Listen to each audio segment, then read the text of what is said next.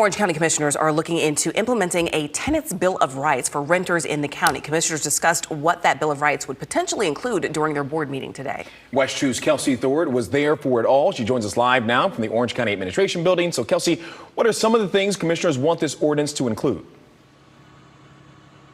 Well, Stu, this tenants' bill of rights is just that. It's going to be a list of rights that tenants would have when they enter into a lease agreement with a landlord. Some of those rights would be things like advance notification if their rent is going to go up or if they're having any additional fees. They would also be protected from discrimination by landlords. Today, the commissioners listened to kind of the details of what this proposal would be, and they also heard some suggestions from the public.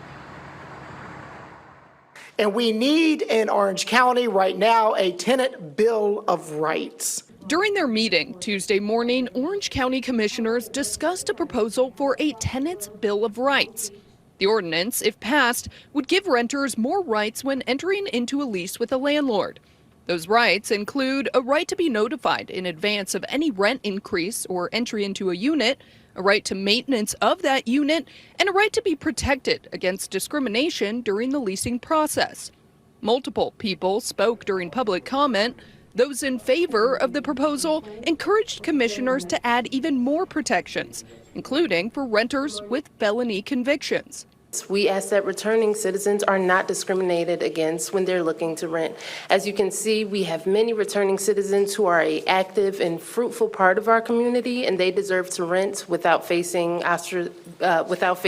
being ostracized. People with concerns over the proposal also spoke up. They told commissioners they worried the rules in the Bill of Rights would lead to even higher costs for renters. I just think that putting that on landlords is going to add one more thing for them to do, which I can already foresee big apartment buildings passing that cost on to tenants. The proposal is still in its early stages. During their meeting, commissioners asked county officials to look into all of the questions and concerns. They plan to come back early next year to vote on whether or not to move forward with the Tenants' Bill of Rights. Now, commissioners say they are targeting the end of January for that next meeting that would discuss this tenants' bill of rights. If they approve it, then they say they want to try and implement this, guys, by the first week of March. In Orange County, I'm Kelsey Thorpe. Back to you. Kelsey, thank you. Orange County leaders have approved a plan that will fix the chronic flooding problems that have been plaguing the Orla Vista neighborhood. It's a problem that was intensified by Hurricane Ian. The county had been trying to get something done for this area since Hurricane Irma 5 years ago. In part, it will make 3 retention ponds about 10 feet deeper so that they can handle more water during a major storm. So we would reduce the areas that got flooded by about 75% with Ian.